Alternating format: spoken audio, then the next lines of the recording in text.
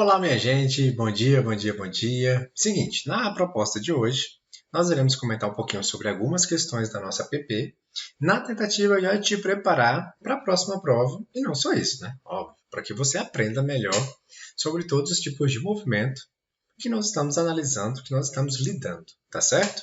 Então a gente vem comentando muito sobre gravidade, sobre movimentos interestelares, sobre também MRU, MRUV, movimentos tanto na horizontal quanto na vertical, tá certo? Então, na questão 1 aí, eu coloquei uma historinha, te dei ali de forma muito rápida, falando sobre a Estação Espacial Internacional e a importância dela, né, para que a gente possa ter novas descobertas científicas e tecnológicas. E, obviamente, que vão nos auxiliar nas coisas, às vezes, até banais, como o tal do GPS que você usa no seu celular. Beleza. Então, dito isso, eu te perguntei, né? Na verdade, eu afirmei o seguinte, ó. Periodicamente, os astronautas desta ISS, no caso de ISS, seria a nomenclatura em inglês, tá certo? Então, só para que você não se perca. Precisam realizar reparos nos captadores solares de energia, até para se manter flutuando em órbita em torno da Terra. E isso tudo ocorre por conta do quê? Atração gravitacional. Então, esse aqui eu acho que foi a mais clara, a mais tranquila para vocês. Então, devido à atração gravitacional da Terra, ou não só a ISS, como qualquer outro satélite, ele tem que ir ali se manter sempre em uma mesma órbita, sempre em um mesmo ponto. Tá certo? Então, letra E de Elefoa seria aí a questão 1. Na 2, a gente está falando um pouquinho ainda sobre movimentos interestelares, né, dos astros e tudo mais, e dos padrões. E esses padrões eles foram muito bem colocados por um jovem senhor chamado Kepler, que nós também falamos um pouquinho. Nós falamos bastante sobre as leis de Kepler, e uma das mais importantes que é a primeira lei de Kepler. Então, a primeira lei de Kepler, ela fala sobre o quê? Sobre a forma como os planetas giram em torno do Sol, que é uma órbita elíptica. Descreve uma órbita elíptica. Lembrando o que é uma órbita elíptica? Isso aqui, ó, um círculozinho achatado, tá certo? Então, ó, isso aqui é uma órbita elíptica. Então, nós temos aqui o Sol e os planetas, geralmente, estão orbitando ali em órbitas elípticas. Uma coisa para você lembrar também. Lembrem que Ptolomeu, dentre tantos outros anteriores a Kepler, acreditavam que essa órbita era circular, tá? Então, circular por ser uma figura geométrica teoricamente perfeita, né? Então, reza a lenda, eles acreditavam que isso fazia mais sentido. Hoje nós sabemos que não é isso. Também vou te dizer que não é tão achatado como eu estou desenhando aqui, tá certo? É bem próximo a um círculo, mas não é um círculo. Então, a resposta mais correta aqui, a mais coerente, seria o quê? Órbitas elípticas. Letra D de doce. Ok? Beleza. Questão 3. A questão 3 é muito bacana e muito fácil, porque nós falamos dela 200 vezes. Então, nas aulas anteriores, eu coloquei ali um vídeo para ti, de um filme chamado Ágora, em que nós conseguíamos observar a Hipátia, que foi uma filósofa astrônoma grega impressionante, e como que ela conseguiu desvendar, ou pelo menos entender que ela não estava totalmente correta em relação ao movimento da Terra e o movimento das coisas celestes, digamos assim. Lembrem que nós já comentamos também que Aristóteles ele acreditava que existiam regras para a Terra e regras para o céu, ou seja, eu não conseguiria explicar todo e qualquer tipo de fenômeno com leis universais. Hoje a gente já tenta o inverso, né? Então, assim, hoje nós conseguimos observar, perceber que essas regrinhas, essas fórmulas, essas equações, elas muitas vezes funcionam em várias situações diferentes, tanto aqui na Terra quanto na mecânica celeste, tá certo? E eu te perguntei o seguinte, ó, assim como no filme Ágora, imagine que você esteja no mastro de um barco que está em movimento retilíneo uniforme e deixe cair um saco de areia. Com isto, este saco, perguntei para vocês na aula, a gente até ainda discutiu, né, sobre todo esse fenômeno e o que estava acontecendo ali. Então, a resposta mais coerente aqui seria o quê? Ao pé do mastro. Eu te mostrei na imagem que de fato caiu ao pé do mastro, por conta do que nós conhecemos como inércia. a primeira lei de Newton. Tudo bem? Então, porque a inércia está presente nessa situação, e no caso, o saco, não só o saco, como o... Eu esqueci o nome do personagem, mas o homem que estava segurando esse saco lá em cima do mastro. Né? Ambos estavam à mesma velocidade do barco, logo o saco também. Então ele vai cair, né, ao pé do mastro. Então isso é só um indício da inércia. Claro que na época, se ocorreu desta maneira como o filme exibe, ela não nomeou como inércia, tá certo? Mas ela já tinha uma noção de que existiam vários fenômenos naturais que ainda precisavam ser explicados. Beleza. Então, ó, questão 4. A questão 4, ela basicamente é idêntica ou muito semelhante a essa primeira questão. Quando a gente está falando aqui dos satélites, do movimento dos satélites. Lembra que nós fizemos várias questões. Eu ainda pontuei a vocês com relação à altura das órbitas, né, a distância entre um satélite e outro, a maneira como nós conseguimos entender este movimento. Então, ó, boa parte das telecomunicações depende do uso de satélites geoestacionários. A respeito destes satélites, então o que significa ser geoestacionários? Estacionários, estacionado. Estacionado, parado. Mas parado em relação a quem? Parado em relação à Terra. Ou seja, o satélite está parado? Não. O satélite está em movimento. Só que, para alguém que enxerga da Terra, esse satélite se mantém parado, porque o satélite está girando junto com a Terra. A Terra não tem ali o seu movimento de rotação? Então o satélite também tem que seguir esse mesmo movimento.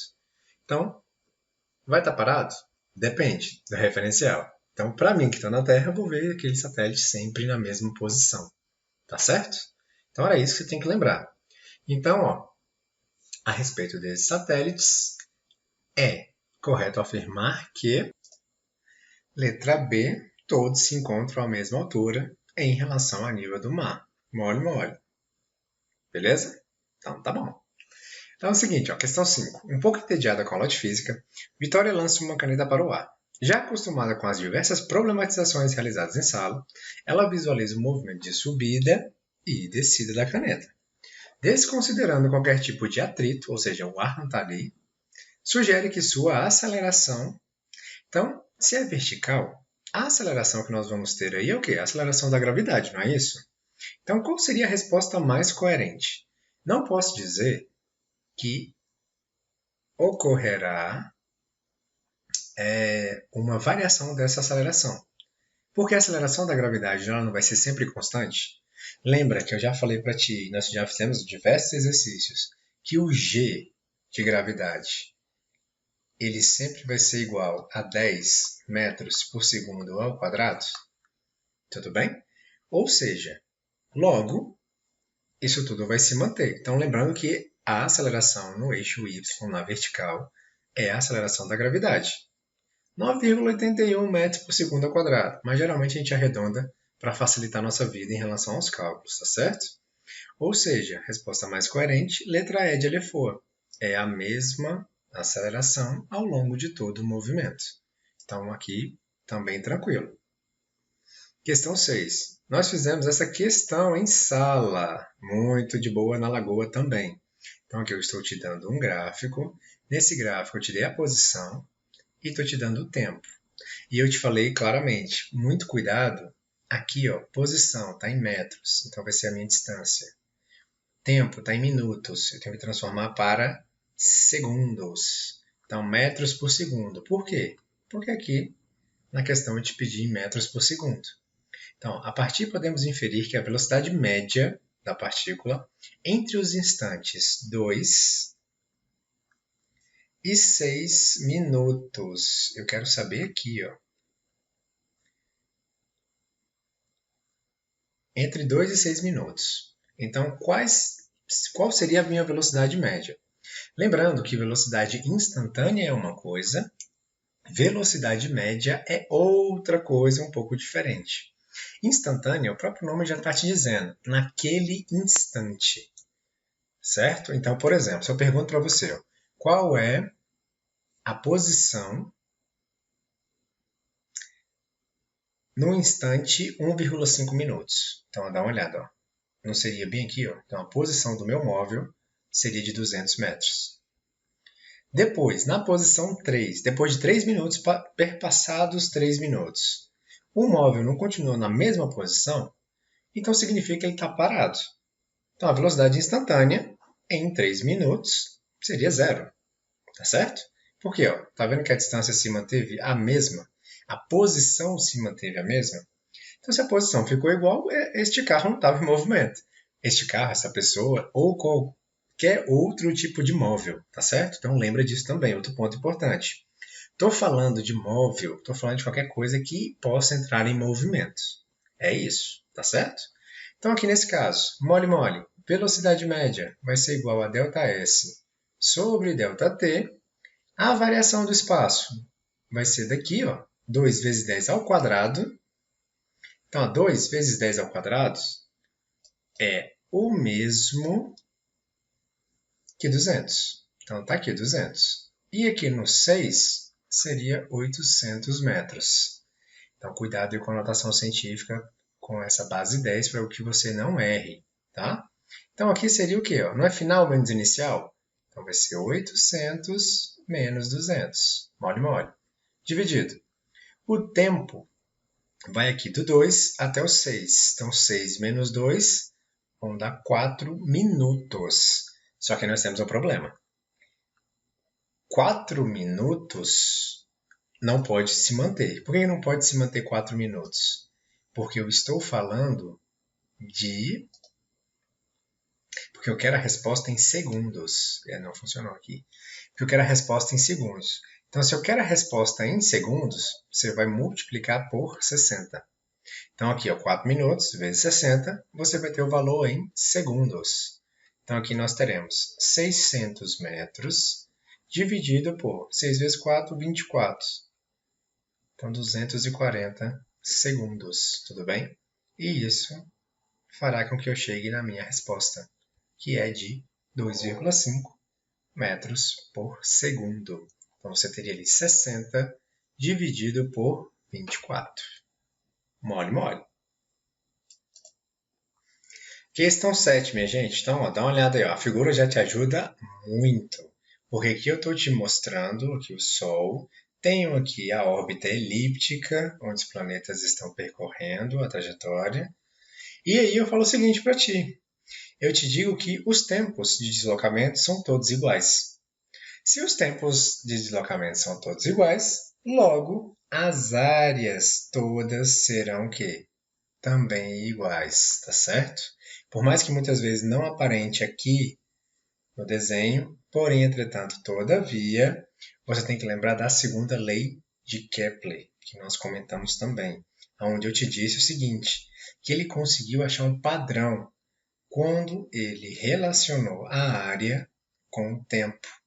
Então, ele observou que sempre ao equacionar, ao dividir a área pelo tempo, essa razão era igual a essa, que era igual a essa.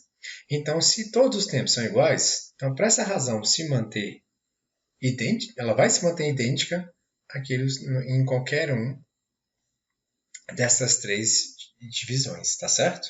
Então, aqui é tudo igual. Logo, as áreas também são iguais. Tudo bem? Então, essa também estava de boa na lagoa, hein? Então, ó, questão 7, a resposta correta é a letra A. Beleza, ó, essa questão ficou muito, muito bacana. Então, a gente tem aqui a questão do Arthur, onde ele está chutando uma bola. E eu pergunto para ti com relação a vetores. Lembra que nós comentamos em quase todas as aulas que para facilitar a nossa análise, eu sempre vou dividir o movimento em duas dimensões. Eu vou observar... Opa, hoje está difícil fazer uma reta. Eu vou observar os fenômenos a partir do eixo X e eu vou observar os fenômenos a partir do eixo Y. Lembrando que as grandezas que nós estamos conversando, velocidade, força, aceleração, todas elas são grandezas vetoriais. Então, o que significa isso? Teremos uma direção, um sentido e, obviamente, a intensidade. Então, isso tudo me preocupa e isso é importante. Então, vamos fazer uma análise aqui rápida desse gráfico. Então, observe. Nós temos aqui um gráfico onde eu tenho a altura máxima, e eu te falei que essa altura máxima é importante. Por que essa altura máxima é importante? Ela é o ponto em que, no caso a bola, vai mudar de sentido. Aqui, ó, não estou subindo. A partir desse ponto, ela vai começar o quê? A descer. Então, eu estou mudando o sentido da trajetória do móvel, tá certo? Então, por isso que a altura máxima é importantíssima. Na altura máxima, eu posso sugerir também que a velocidade no eixo y ela vai ser igual a quanto? A zero. Tá? Então, uma coisa importante, lembra que é y e x? Então, ao longo de todos esses pontos que eu estou fazendo aqui, nós sempre teremos pelo menos dois vetores. Não é isso? Um vetor no eixo y, um vetor no eixo x. Um vetor no eixo y, um vetor no eixo x. E assim sucessivamente, tá certo? Então, tu tem que lembrar disso. E eu ainda te disse mais. Eu te disse que todas as velocidades no eixo x, elas serão iguais. Então, aqui, ó, no eixo x, nós temos um movimento uniforme. Então, as velocidades serão todas iguais. No eixo y, isso não faz sentido, porque nós temos o quê? A aceleração da gravidade. Então, tendo a aceleração da gravidade, essas velocidades elas vão mudando, elas vão variando, literalmente. O único ponto importante é aqui, ó. Não vai mudar de sentido? Então, lembra quando você está... Imagina que a gente está num carro. Então, eu acelero, estou indo para frente. Para eu ir para trás, eu não tenho que parar para depois colocar ali a ré. Pois é, minha gente. Então, você tem que lembrar desse detalhe. Então, eu parei para mudar de sentido. Ora eu estava indo para frente, depois eu estava indo para onde? Para trás. Então, dito isso, agora fica fácil. Então, a velocidade inicial, velocidade em y vai ser igual a zero, nesse caso. Por conta dessa mudança de sentido. Beleza. Então, bora lá ver qual que é o item que faz mais sentido aqui nesse caso. Ó, a velocidade vetorial da bola é nula no ponto mais alto da trajetória. Então, quando você fala velocidade vetorial, eu estou falando no geral, tanto no eixo x quanto no eixo y. Então, no y não faz sentido. No y faz sentido, perdão. No y realmente vai ser zero. Mas no x, a velocidade não vai ser zero. A velocidade horizontal não será nula. Porque se ela fosse nula, como que ela cairia aqui? Nesta posição, ou o tanto de a quantidade, o percurso que ainda seria, como é que fala? Seria percorrido, beleza? Até chegar aqui no maior alcance. Então, outra coisa importante, falei aqui alcance, lembrei.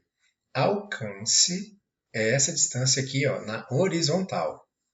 Enquanto na vertical eu chamo de altura. Tá? São nomes diferentes para a mesma coisa. A gente está falando sobre distância do mesmo jeito, metros, tá? Só para que você não se esqueça. Então aqui, ó, a velocidade vetorial da bola é nula no ponto mais alto da trajetória. Não faz sentido. Não pode ser, tá certo? AB. A velocidade V0 pode ser decomposta segundo as direções horizontal e vertical. Sim, foi o que eu acabei de te dizer. A gente geralmente não vai decompondo essa velocidade para entender melhor o movimento? Então é a resposta mais coerente. Ó, a velocidade será máxima no ponto mais alto da trajetória. Pelo contrário, no ponto mais alto, ela em y terá velocidade nula. Tá certo? Então, e ela não será máxima, a velocidade vetorial não. Então não faz sentido também. Letra D de doce. Será nula quando a aceleração da gravidade for mínima. Também não faz sentido. E a última letra E de elefoa, f de Vx, que é a velocidade em x, no componente horizontal, será nula no ponto mais alto da trajetória. Está errado. Lembra que nós comentamos que no x as velocidades serão sempre iguais? Então não pode ser a letra E de elefoa, não. Tá? Então está totalmente incorreto a letra E.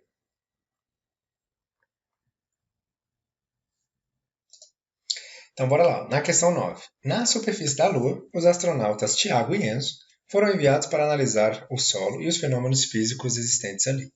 Frustrados por não encontrarem água, decidiram brincar com uma rocha de 20 quilos. É uma coisa bem simples, né? O que é uma rocha de 20 quilos? Tiago jogou a rocha no peito de Enzo e saiu correndo.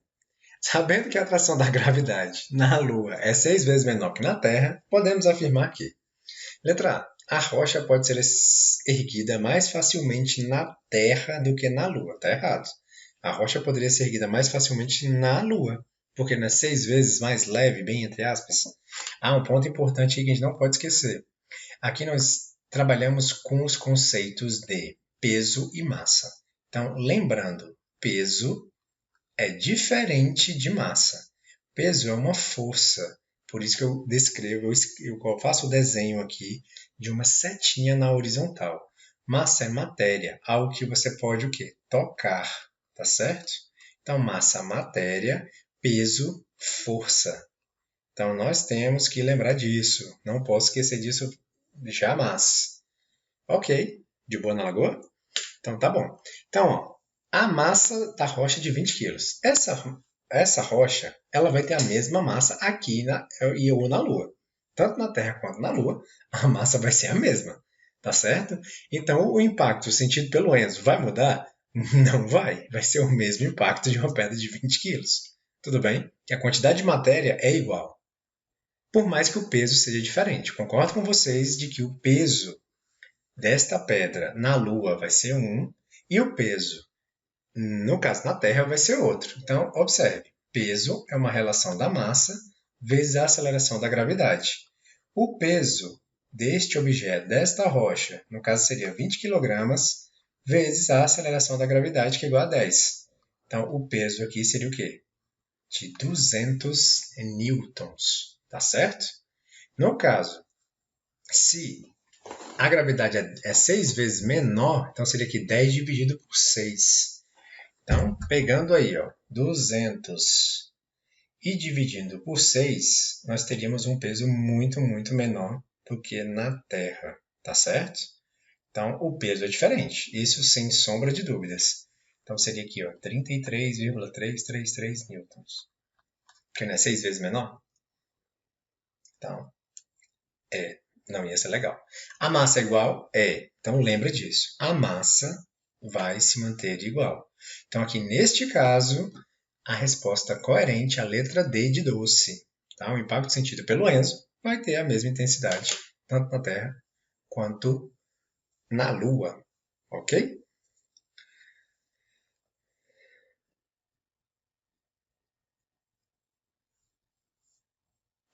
A questão 10 ela é muito de boa na Lagoa. Muito de boa na Lagoa porque eu te dei uma tabela e nesta tabela você ia buscar os padrões. Você tem que perceber o que está rolando. Então, observe aqui, ó, os tempos. 1 segundo, 2 segundos, 3 segundos, 4 segundos. Ou seja, o tempo está variando de 1 em 1 segundo. Ok? A velocidade está em centímetros por segundo. E ao passar 1 segundo, essa velocidade vai aumentar de 3 unidades. Ó, 7, 10, 13, 16, 19. Ou seja, a cada 1 segundo, a minha velocidade aumenta de 3 centímetros por segundo. Ok? Então, nessa situação, o que eu posso dizer? A velocidade inicial ela não é nula. Por que ela não é nula? Então, no tempo 1 segundo, são 7 centímetros por segundo. Não está indo de 3 em 3? Então, aqui, se houvesse outra lacuna aqui, para eu colocar 0 segundos, aqui, no caso, seria 4 centímetros por segundo, no instante zero. Lembra que o instante zero está relacionado ao início do movimento? Então, no instante zero, este móvel, no caso da Ana Guta, com a sua bike, ela não estava em repouso, ela já estava em movimento. Estava num movimento de 4 centímetros por segundo. Beleza? Então, dito isso, é uniformemente variado com velocidade igual inicial nula, não é? Já não pode ser a letra B. É uniforme? Pode ser uniformemente variado, porque está aumentando de 3 em 3, mas está aumentando. Então, bora ver se tem outras opções melhores. C de cachorro selvagem. é uniformemente acelerado com velocidade inicial diferente de zero. Opa, essa C aqui tá legal. Tá bem bacana de verdade. Ó, é a C. Letra D. Terá aceleração escalar variável. Não tem. A aceleração é sempre a mesma, sempre de 3 em 3. Não é a D de doce. É uniformemente desacelerado com velocidade inicial indiferente de zero. Então, ou é a C ou é a E. Só que na E nós temos aqui um desacelerado. Esse desacelerado aí também é um problema, não é? Porque no caso está acelerando. Então, letra C de cachorro selvagem. Tá? A letra A também está incorreta. Então, a questão 10 é a letra C. Então, 11, a nossa famosa atleta fantástica, Tamires Antônia. Então, aqui ó, nós temos Tamires, e eu te mostrei aqui, deixa eu apagar todos esses cálculos que não vão ser úteis. Eu estou te mostrando aqui um super mega ultra gráfico, e eu quero saber o que está rolando com Tamires. Minha gente, gráfico é a melhor coisa do universo. Por que gráfico é tão bacana? A partir do gráfico, você consegue, com muita tranquilidade, entender o que está rolando. Então, é perceptível que nossa amiga... Então, o que você ia ver? Observa aqui, ó. Nos pontos... Ó, aqui eu tenho a distância, porque está em metros. Lembra que o S é space. Então, aqui é a distância, que está em metros. E aqui é o tempo, que está em segundos. Beleza. Então, o tempo está passando e a distância está se modificando. Ora, a distância está aumentando. Lembrando, é a distância e não a velocidade. Cuidado com as loucuras. Aqui, ó, no tempo 2 segundos até o tempo 4 segundos, entre 2 e 4 segundos, eu consigo observar que a bonita da Tamires estava na posição 10 metros. Depois de 2 segundos, ela se manteve o quê? Na mesma posição, nos mesmos 10 metros. Ou seja, estava morta de cansada. Ela estava o quê? Em repouso. Então ela deu uma paradinha básica na sua corrida. Tá certo? Isso ficou muito claro, minha gente. Então aqui, ó, a distância estava aumentando, ela parou, cansou e depois voltou. Então ela não é velocidade. Repetindo novamente, porque vocês adoram falar o termo velocidade. Então aqui, ó, a distância está diminuindo. Então, depois do tempo 4 segundos, ela é como se ela estivesse voltando, tá? Então, 9 metros, 8, 7, 6, 5, 4, 3, 2, 1, 0, e por aí vai. Tá certo? Então, ela voltou para onde? Para a posição inicial, onde ela estava aqui no menos 10. E depois sentou de novo. Então, basicamente, era isso que você tinha que me colocar. Então, aqui, resposta correta, letra B de bola. Esteve em repouso entre os instantes 2 e 4 segundos. É isso. Somente isso. O acelerou e desacelerou é só para te zoar. Porque eu sabia que você ia levar em consideração, você não ia perceber que, no caso, na situação, você não ia levar em consideração que isso aqui era espaço e tempo. Porque na tua cabeça isso aqui sempre é velocidade e tempo. Tá certo? Então, subiu, desceu, velocidade? Não. Você tem que avaliar inicialmente o que está rolando aqui nos dois eixos, ora no eixo X e ora no eixo Y, tá certo? Então, por hoje é isso, minha gente. Então, vou continuar depois a correção dessas questões, mas por enquanto é isso, minha gente. Um abraço e até mais. Tchau, tchau.